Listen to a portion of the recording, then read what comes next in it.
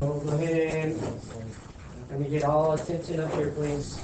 So you guys have plenty of time to go and through these problems and do all the ones that you could do. All right, so let's take a look at these. Right here on this one, you've got a 90-degree angle already labeled for you. So quickly, what can you tell me about this angle and this angle? No.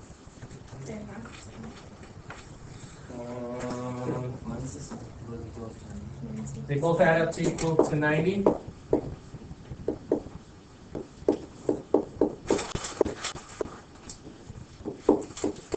That is true, that they both add up to equal to 90. The parentheses are going to be discarded then at that point because there's nothing that's going to change those inside parentheses, and you could basically put it like this.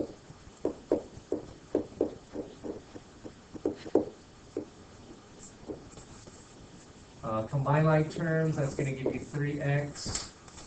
The 3's eliminate each other and you get 3x equal to 90. Divide by 3 both sides. X equals to 30. This angle here measures 30 plus 3. So that's 33 degrees. This angle over here measures 2 times 30 minus 3. That's 60. 60 minus 3 is 57 degrees. Those angles are not congruent to each other. Maybe this threw you guys off right now? And I think that was not supposed to be there. Is that marked on your handouts? Yeah? Okay. So that's probably why you guys said that they're congruent, because that shouldn't have been there, those 2 marks right there. That's what they usually mean. But that's what they usually mean, so I can understand why you guys said that. But you guys should have caught, though, that these 2 angles are inside of a 90-degree angle, though. So when we set it up like that, can you see that they are not congruent, actually? Yeah. So that typo right there, I'll check to make sure why that was there.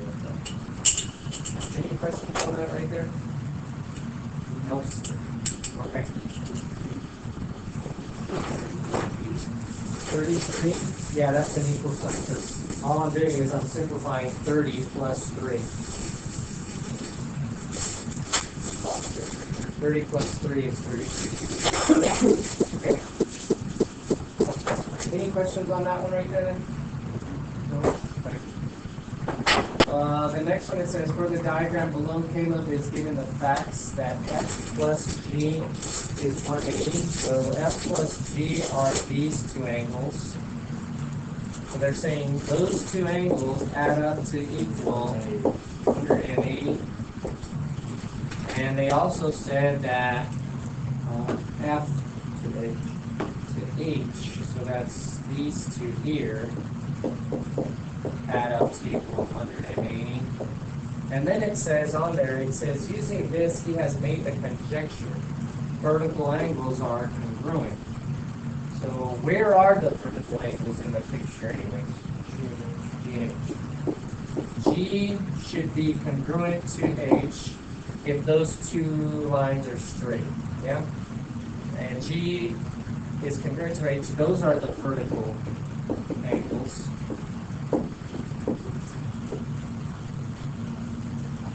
Can you prove that his statement is true? Now, what do you notice about his statement? This is his statement. What do you notice about that?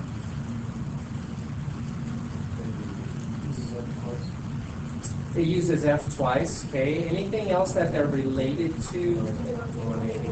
Okay, they both equal to 180. Everybody agree that? All right. Since they're both equal to 180, then they're both equal to each other. Remember that transitive property says 1, A equals B, B equals C. That means A is equal to C. So then I can say this. Well, F plus G should equal F plus H. Now stop me right there if you're not sure. Why did I set those 2 equal to each other? Both equal to 180. They have something in common, yeah? Now, you also made another comment. They both have F in them, don't they? Yeah. So if I try to combine like terms, notice if I try to move this F, I have to subtract it, right? Yeah. And what happens? Both cancel out, and that says G is equal to H, which is vertical angles, aren't they? So I can prove that they are congruent. Yeah. By setting it up equal to each other. G is equal to H means the same as G is congruent to H. Their vertical angles are always congruent, yes? Yeah, all right. All right, so there's my work to prove it. They are vertical angles. That one might have seemed like it was a difficult one, but if you didn't notice that they both were stating they were equal to 180, that means you can set them equal to each other. That's why how you can prove the vertical angles are equal to each other, because F does equal H. Yeah? Okay. All right. Any questions? Remember I told you guys, don't forget vertical angles. Okay? There's always going to be, whenever there's two lines, there's always vertical angles, as long as those lines are straight. Okay? Yeah? You guys can you see the vertical angles I'm making right now? Yeah? The two on the top, and then they're equal to each other, and then the two on the sides, they're equal to each other. Okay? All right. All right. Everybody okay with that one right there? Yeah? Okay. All right. This one should have been super easy. What's the first one? Conditional.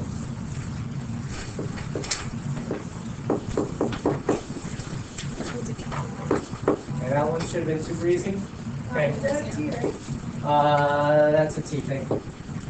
Not letting me do that. Okay. So a conjecture that is written in if hypothesis then conclusion is considered a conditional statement. Yes?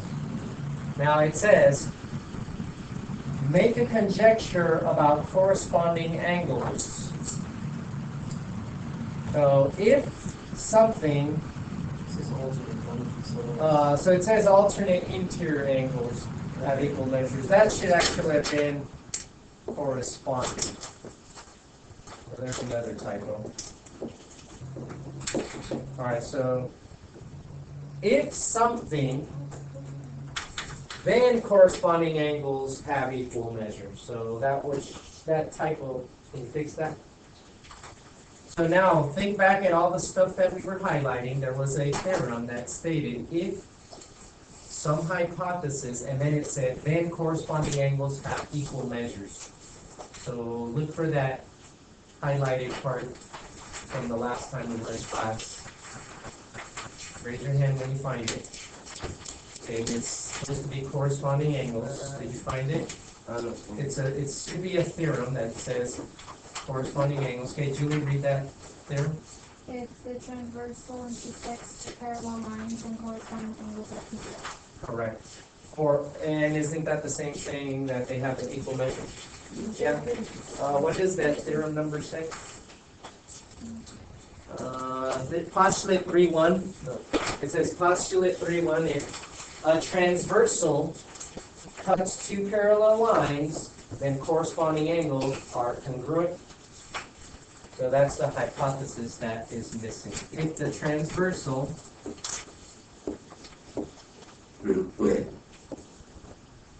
cuts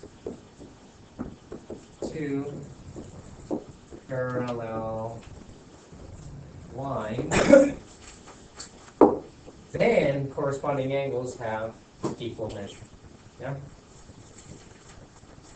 So that was postulate 3-1 from your notes that you had to highlight. Okay, prove that the conjecture is always true. Well, if I switch the hypothesis with the conclusion, that's called doing the what? Converse. Yeah, converse, and that's doing the opposite. Yeah, converse. Okay. If the conditional is a true statement, well, a transversal cuts two parallel lines, then the corresponding angles always have to be equal. If you switch it and write it as the converse, it says if corresponding angles are equal, then the transversal cut two parallel lines. So if it's true forward as a conditional, true backwards as a converse, then that's considered what kind of a statement? Forward and backwards, remember? if and only if. What was that? So not conditional. In your notes, highlight it. If and only if.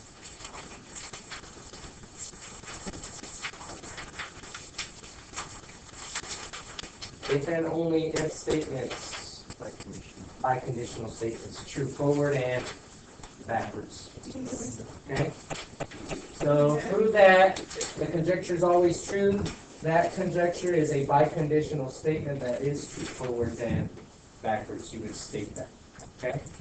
So I'm going to leave that one for you guys to fill out on your own. Okay? All right. All right. I'm going to move on to the next one. It says in the diagram below, show that a DVD held parallel to the surface of the DVD player. Okay, right there, you guys should have made a note that the DVD is being held parallel to the surface of the DVD player. So these two lines right there, or those arrows, are telling you what the lines are parallel. Okay?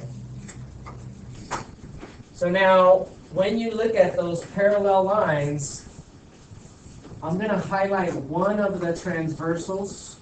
Do not focus on the other transversal right now, okay? Just focus on that transversal. If these lines are parallel, what do you know about this angle and this angle then? They should be the same. What would they be identified as or classified as? What would be the name of those angles? Alternate interior angles. These are alternate interior angles. If lines are parallel and they're cut by a transversal, then those angles are no. They're equal. Look at the statement of alternate interior angles. Everybody go to alternate interior angles of parallel lines. What does it state? If hypothesis, then conclusion. Everybody, alternate interior angles of parallel lines. Raise your hand when you find it. Julie, okay, read it. Alternate interior angles of parallel lines. If the hypothesis, then conclusion is what? If a transversal intersects two parallel lines and the alternate interior angles are congruent. And the alternate interior angles are congruent. That means X is congruent to Z because of alternate interior angles of parallel lines. So I know that X and Z are going to be congruent angles. Okay? Now it says that the laser reflects, so now you need to go back to transformations. When something is being reflected, and in this case, the laser, the emitter, do you notice is on the same line as the sensor is going to be that receives the laser? They're both on the line that's parallel to the part where it's going to be reflecting, right? That means there is a line of symmetry here. And this image is reflected over here on this side. So what do you know about the side length? Not the angle length. Side length and angle length are different. What do you know about this laser length and the reflection of that laser length? They're the same. That means this side measures the same as that side. Do you see a triangle formation there? So we've got two sides that are congruent. If two sides are congruent in a triangle,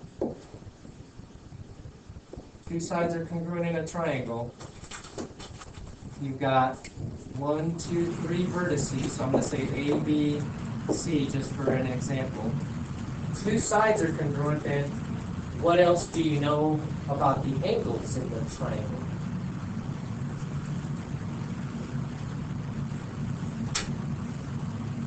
Two sides are congruent. It's an isosceles triangle. So what information do you know about angles then? Two sides are congruent, it's isosceles. You guys are doing good. You gotta keep thinking though. What else? You need angles. Something important about angles. Facts. What's a fact about an isosceles triangle? The angles in all triangles have to add up to 180, yes.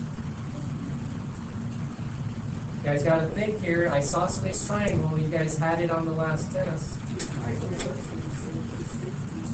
Okay, but I need angle information. Right. No, we don't know if there's a right angle in there right now. Which angles are, how many angles are the same? Two angles have to be the same. If two sides are the same, two angles have to be the same. Which two angles though? Because there's three in that triangle. The bottom one? Or here's the best way to do it. Whatever the side is, the angle opposite, if that side is congruent to that side, the side opposite, the angle opposite this side, those are the angles that are congruent. Yeah? And so do you notice X is one of those angles? Yeah. The other angle is over here, right? Okay. So if X is 64, or I'm not jumping the gun there. Okay. I already did it. Okay. I'm going to highlight the other transversal. Ignore the yellow transversal that I have highlighted. Yes? All right. Did you see alternate interior angles here? This one's 64. This one has to measure 64. This is an isosceles triangle. Those two base angles have to be equal. Therefore, X is equal to 64 because of alternate interior angles of an isosceles triangle. Yeah? Okay? The triangle is formed by the blue, yellow, and the base. Yes? All right. The two base angles have to be congruent to the laser sides. Those laser sides, the length of that laser, when it's being shot out and then it's reflected, those two lengths are congruent. Okay? That you learned that from Unit 1 because of reflection. Okay? So now, isosceles triangle, two angles have to be congruent, and it's the angles that are opposite those sides. Okay? So if this side is 64, this side has to measure 64. And then Brian, you told me in a triangle, all the angles have to add up to 180. These two are 64. That angle right there plus these two should add up to how much then?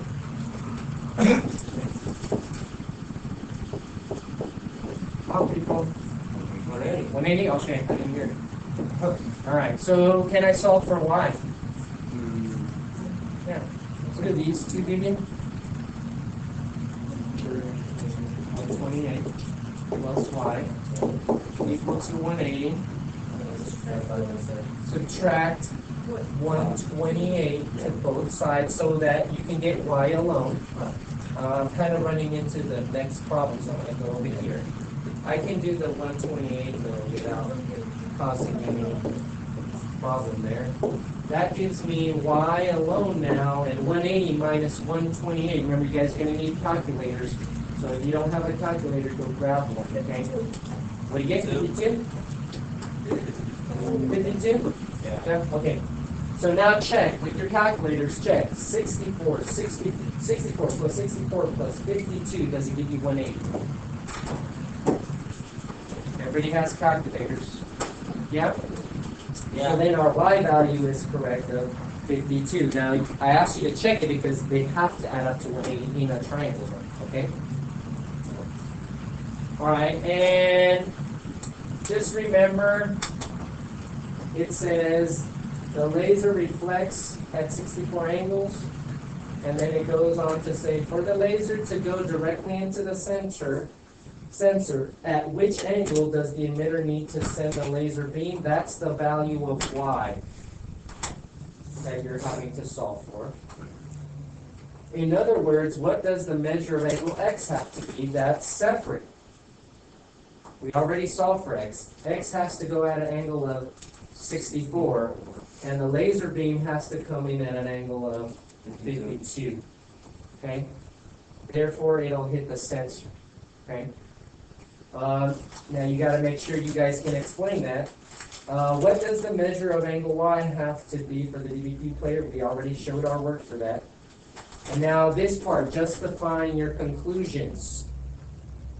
The way I was able to figure angle x is 64 is because X and Z are alternate interior angles. Now, I don't know what X and Z measure though, right?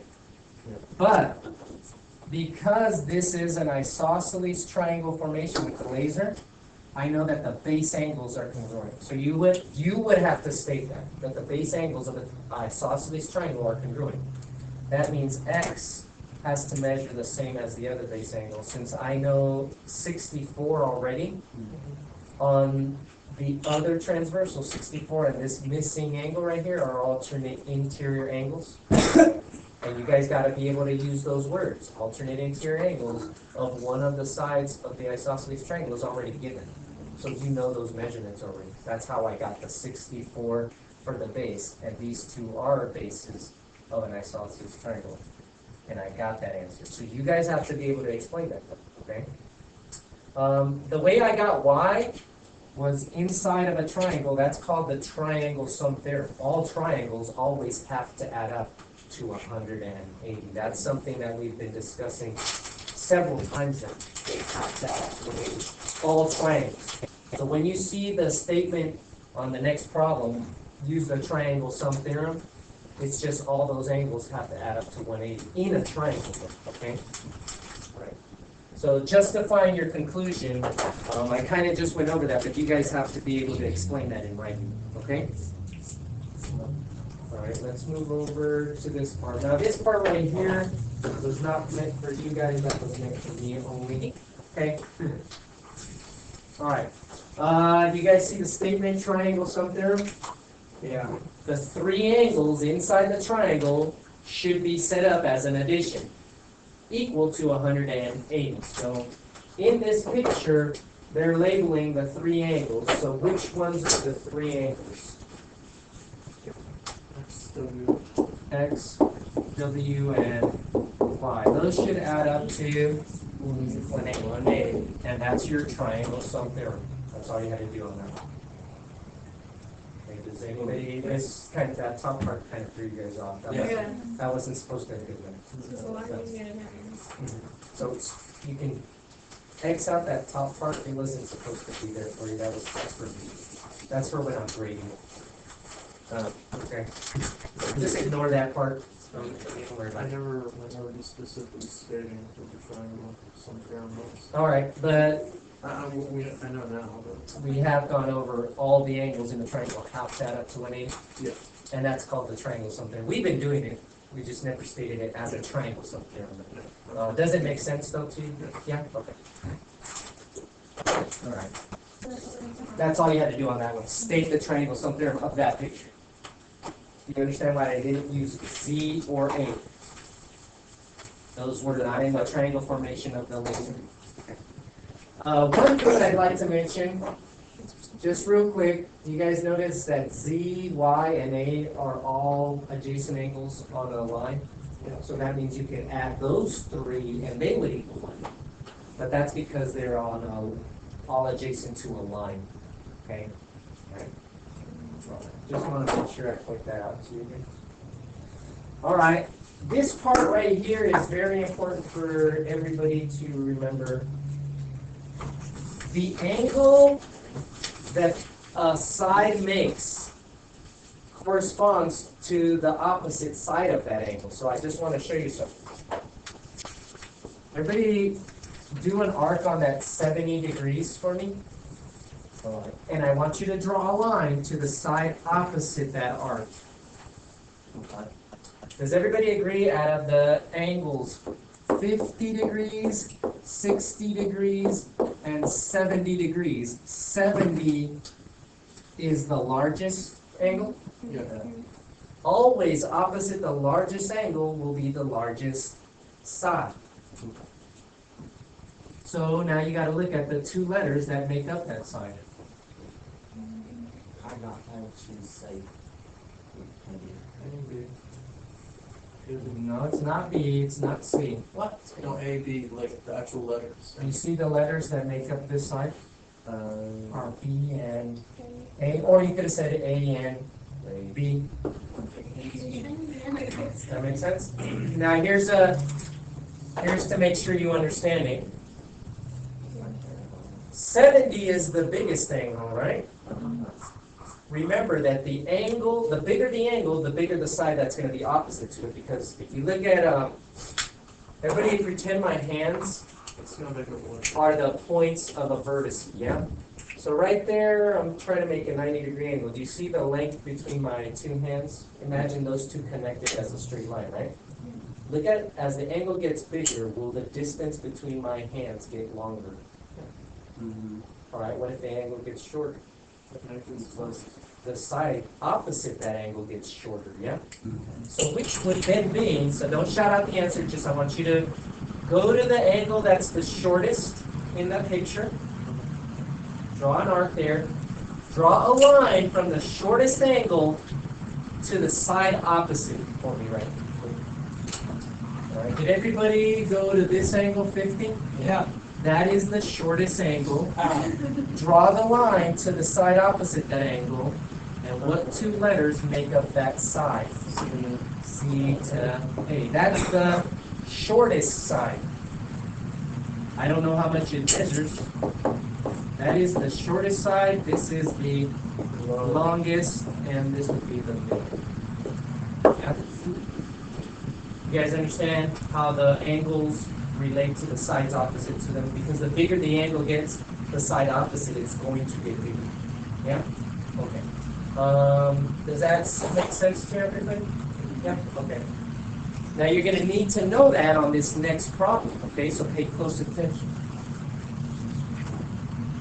It says a landscape architect is designing a triangular porch.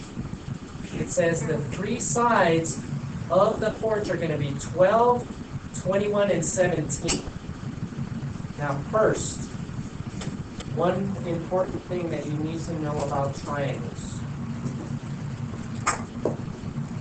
The two shorter sides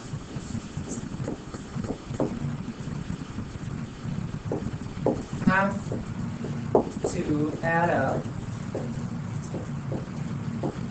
to be bigger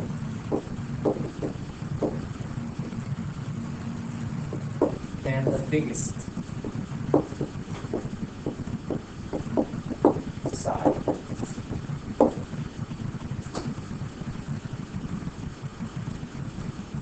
Of the triangle.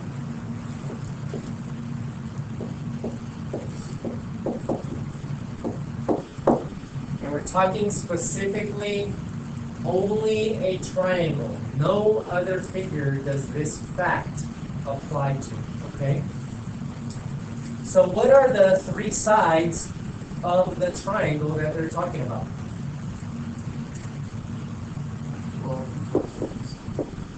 12, 21, and 17. Not in any particular order, okay? Okay, which ones are the two shorter sides then?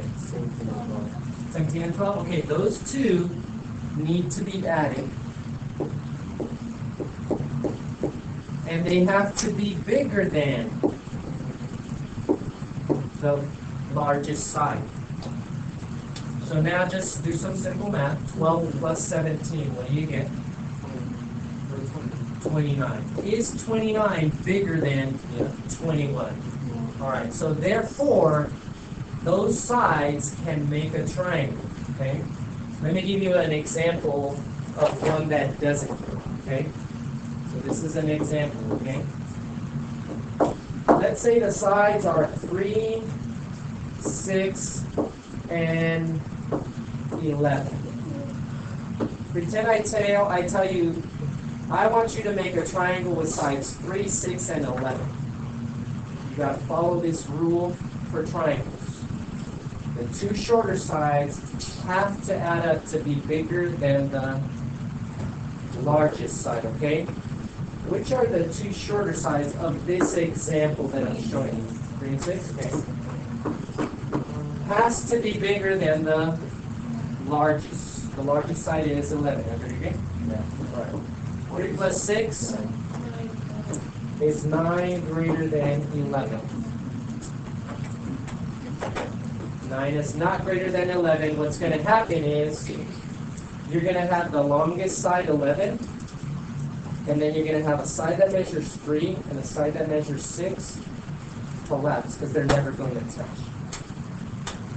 You see that it's short by 2 units? Even if the 2 added up to be 11, it's still not enough.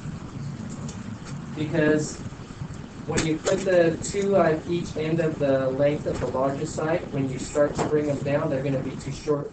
If they add up to be exactly 11, they collapse on top of itself. And it doesn't make a triangle because it won't be supported. Does that make sense? Yeah.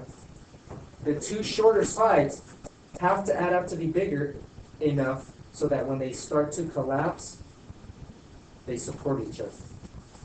So that's why if they don't add up to be bigger than the largest side, you can't use those sides to make a triangle. And that's the rule that I want you to remember. You can't do 2 shorter sides of a triangle if they don't add to be bigger than the largest side. Okay? All right. So in this picture, place the lengths of the triangle in the correct spot. So can we use 12, 21, and 17 first of all? Yeah. They already put 17 for you in one of the spaces provided. You got to fill in these 2. So where should I put the 12? And where should I put the 21? What do you think goes here? 12. 21 goes on the largest side. Do you notice this angle? I don't know how much this angle measures, but this angle is the biggest angle, and it's opposite the biggest side. It kind of looks like a right angle. Could I check if it's a right triangle? That's when you would use Pythagorean theorem. You would do a squared plus b squared equal to c squared. C, remember I told you C is always opposite what would be the 90-degree angle, if this was 90. So I could plug in 21 for C, because that's where the hypotenuse would be. The other 2 fall for the legs, and it doesn't matter where you put A or B. So I would put 12 here plus 17 here. 12 squared, you guys on the calculator, you can check it. 12 times 12 is 144. Plus, this one I need your help on. 17 times 17, what is it? 289. Everybody, can you check that for me? 17 times 17, 289? Yes? Yeah, okay. And then everybody, 21 times 21, do that real quick. 441. Okay, now I need you to double check 441 is correct. 21 times 21. Everybody should be checking this, okay? Yeah, that's right. All right, now do me a favor. Do 289 plus 144. 433. So 433 almost equals 441. That means this is not a right angle. It's close to it, but you can't classify it as a right triangle. So you would not be able to use the Pythagorean theorem to solve if you didn't know one of the 3 sides. You can only use the Pythagorean theorem if it's a right angle in the triangle, okay? This is not a right triangle. We don't need to solve for the sides. We already know all the 3 sides. Yeah? Only use the Pythagorean theorem to solve for a missing side, if you know 2 out of the 3, okay? So you guys remember that handout that you guys were doing? Yeah? Okay. This is not a right triangle. There's a part of the question that hasn't been answered yet. Did anybody catch it? Arms. So the arms, it said, put them where there's going to be the most space. So there's 3 angles, or 3 corners, I should say. All right, let's label it. I'm going to go ahead and label it A, B, and C on the bottom. Okay. Where are the corners that have the biggest area? Which angle? A is one of them, so you're going to draw 1 chair here. A is the opposite, the biggest side, isn't it? That means that's the biggest angle. That's going to have the most space. Where's the next biggest space? B. B is opposite the next biggest side. So that's where the other chair would go? You understand why we're not going to choose this side here, or this angle here, because that's the smallest, opposite the smallest side. All you had to do was put the two chairs where there's the most area. Yeah, that's all. Does that make sense right there? Yeah? Okay, everybody okay right there? This one right here, Greg is given 3 pieces of fencing from a friend. The fence is 21, 13, and 7. Can he use those sides to make a fence? No. So what are we going to, help me set something up so I can show it. So it's 21's the biggest. 21 is the biggest, so the 2 other sides need to be added to be bigger than that. Yeah? And the other 2 sides are what? Alright. I'm going to write it like this. 13 plus 7 has to be greater than 21, because I'm saying the exact same thing. Yeah? 13 and 7, what do you get? 20. Is 20 greater than 21? No. No. Can Greg make a triangle cage with these 3 sides? No. Why can he not make those? All right, so that's what you would state. The 2 shorter sides add up to give you 20, which is smaller than the longest side, which is 21. That's not long enough. You would have to make that statement. Yeah? All right. Can I go to the next part then? Yep. While you're writing that. Now the next question, do you notice, just goes off of the one right before it? And the one right before it, we already figured it out, okay? But the next question says, Greg throws away the 7-foot piece. So which 2 pieces has he kept today? 21 and 13. Okay, so he kept those 2. So now the next piece could change everything, okay? It says he replaces it with a 10-foot piece. Okay, so now these are the sides he's going to use, okay? Can Greg and explain, will he be able to make a fence, or a triangular fence for his rabbit with those sides? Yes. Yes? The 2 shorter sides are what? 13 plus 10. They have to be bigger than 21. Okay, so go ahead, 13 and 10, 23. Therefore, can Greg make this fence? You already told me yes. Can you explain why? 2 shorter sides add up to be greater than the longest side, which is 21. The 2 shorter sides added up to 23. Yeah? Now, is he going to make a right triangle? That would be a different question. But you see, you would use the back right there. And the C value always has to be the biggest side. Yeah? All right. Now, I left out some explanation there because you're going to do that on the test, okay? Oh, that's got to be super easy. There's one side missing, right? Do you notice that that side is opposite the 90-degree angle? That side should always be labeled. Which one of the letters in the Pythagorean theorem? See, there you go. That's the side you're missing. You notice that? The other 2 are your A and your B. Does it matter which one is which? No. It'll still come out the same. They're going to come out the same. Now, if you plug in the answer, if you plug in your numbers incorrectly, that's where you're going to make mistakes. So here's my strong suggestion. Always look for the 90-degree angle. Draw a line from that angle to the side opposite to it, and whatever's there should always be replaced with C. Okay? That will help you so you don't mess up. But if you don't follow that rule, that's where you're going to have trouble. Okay? Because I'll keep looking at your answer and I'll be like, your answer's wrong. Your answer's wrong. And it's because you're not plugging in C in the right spot. We don't know what C is. All right, let's say I say C is X. Yeah? That means 10 squared plus 6 squared is X squared, right? 10 squared, you guys got to know that one. 100. And you got to know 6 squared.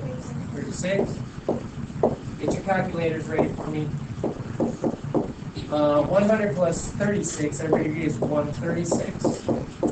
Is that your answer? No. Everybody understand this? This is not your answer. You still have to do square root. So on your calculators, you got to write the number first. 1.66. I would round that off because I want you to round your answers to the nearest tenth. I would round that off to 11.7. Okay? That makes sense? Don't say 12. 12 would not be a good answer. Yeah, you're saying that it's exactly 12. No, it's about 11.7. Yeah? And you guys know how to do about, right? Don't give me a whole number if it's 11.66, whatever.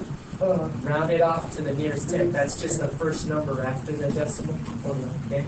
If it would have been 11.61, for example, then you just would have left it as 11.6. Yeah? Okay? So you okay right there? Yeah? All right, number 2 and number 3, I think those are almost to the end. I'm almost done here, so I'm going to be passing out the test in just a little bit. Number 2 is very simple, so everybody eyes up here, please. Let me look at that one fairly quickly.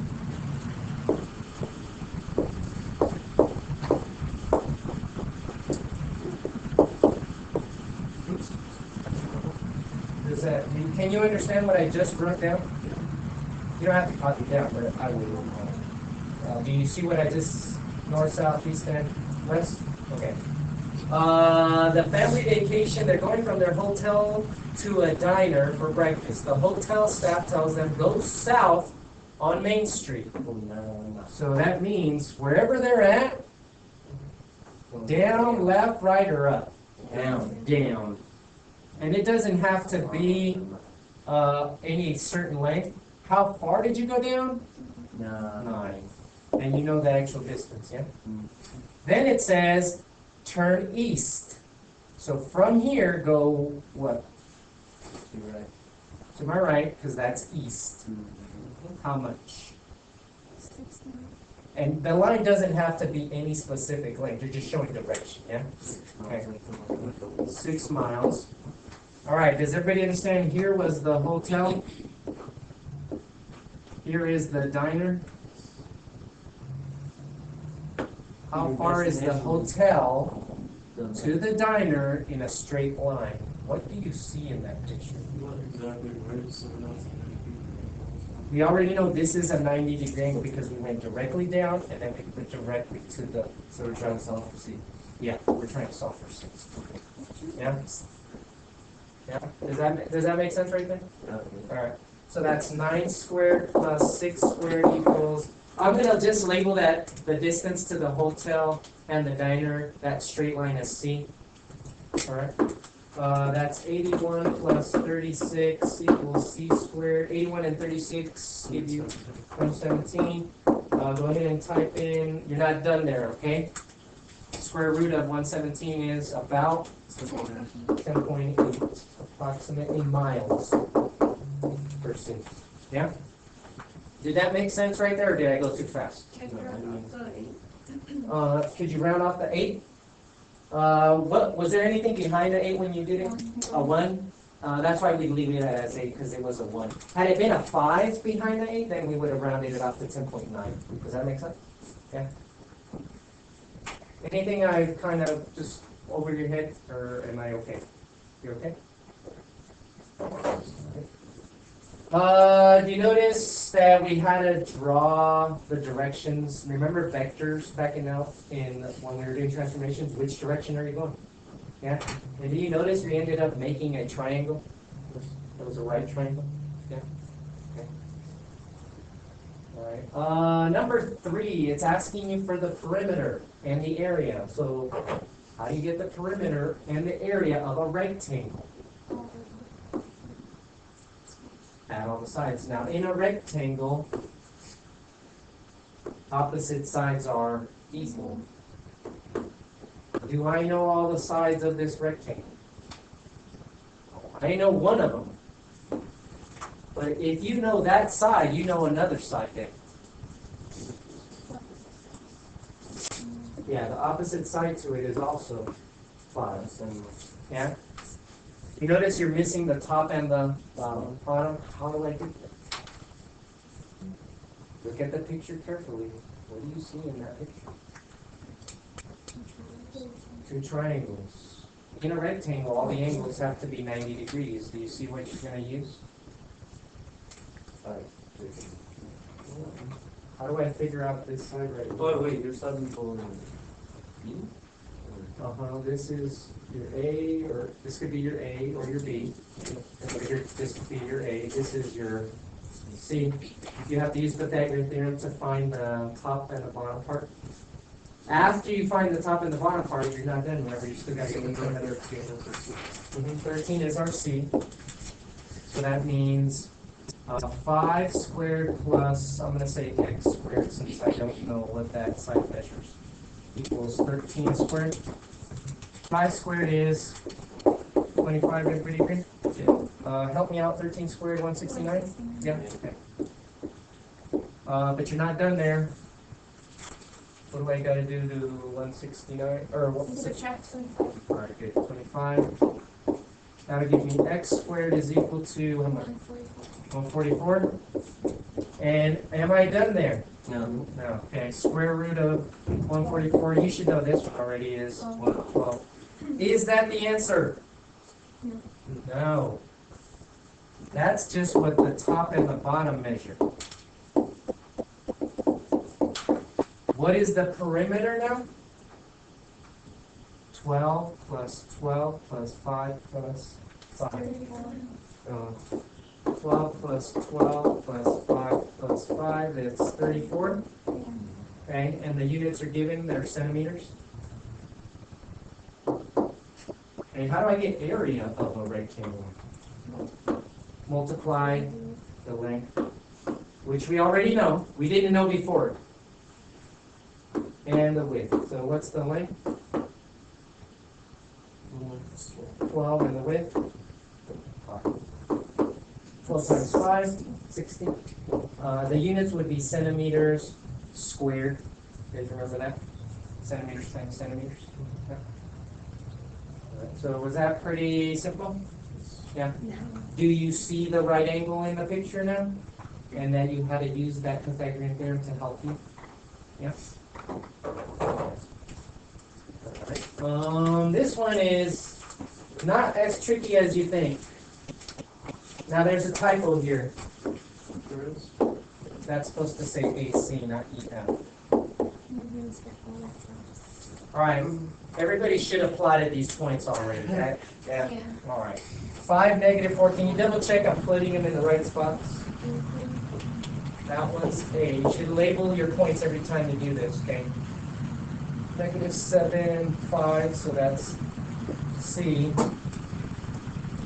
It's asking you to draw a slope triangle and use that slope to try to figure out how much distance is it from A to C. So here's your slope triangle. Everybody, look how easy this is. I'm only going to do this once. Choose. You got to make a choice. Draw a vertical line through C or a horizontal line through C. Doesn't matter. I'm going to choose a vertical. You see that I'm highlighting all of the ones on x equals -6? Okay, now you got me there. You beat me to the punch. And then I'm going to do, since I did a vertical already through that dot, now I'm going to do a horizontal through the other dot. And you already see the triangle that I'm making? Count these boxes, or isn't this +5 right here where the y value is at C? Yeah. How far is it from here to here? Because that's the length. And just count boxes. 1, 2, 3, 4, 5, 6, 7, 8, 9. That measures 9. Yes?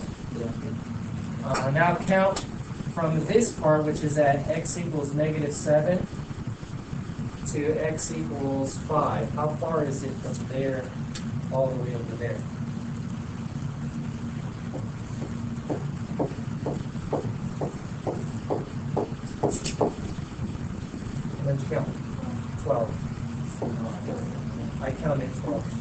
And if you count, if you're off, I counted, yeah. okay. That's all. So my a squared plus b squared, you notice I don't know my c value, which is opposite the 90 degree. That's the distance between A and C. Yeah? All right. Can I leave you to finish that on your own while I'm passing out the test? Yes? Okay. The only thing I do need is, let's see, Brianna, I have you sit here. Haley, you can sit on one of those chairs. And Derek, can you sit over here? All right. So you got 81, 144, right? 81 and 144, where'd you get? 225. Square rooted that, and you got C equal to 15. Or that's the distance between A and C. Okay, did you write that? If you messed up, that's your basic math that you messed up on, yes? Adding and subtracting? Yes? Okay.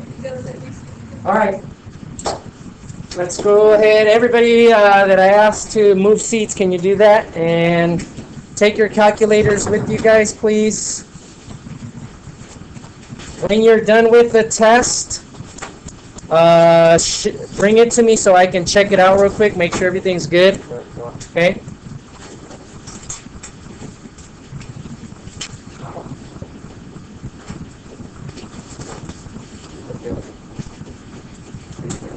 Yeah, as soon as you get it, you begin.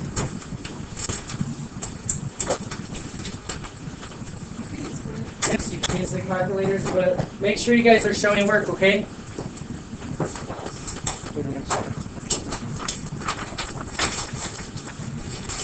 Please read the directions carefully. Don't start rushing through it because you're like, oh, this is super easy. Read the directions carefully, okay? If you don't finish by 12, if you just need 1 or 2 questions, you can stay and finish. If you need a lot still, I'll have you come back, okay? Then you can come back on Monday. Yeah?